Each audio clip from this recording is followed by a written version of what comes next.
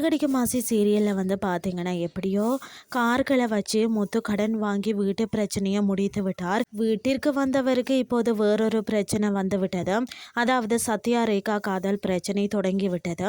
முத்து பார்த்தீங்கன்னா தன்னிடம் இருந்த கார்களை கொடுத்து சவாரிக்கு அனுப்புகிறார்.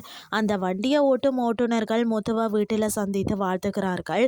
வேலை இல்லாமல் இருந்தும் உங்களால் இப்போது நன்றாக சம்பாதிக்கிறோம் என கிடைத்த பணத்தை முத்துவிடம் கொடுக்கிறார்கள். வாங்கிய பணத்தில் முத்து அவர்களுக்கு அதாவது போனஸ் கொடுக்கிறார்.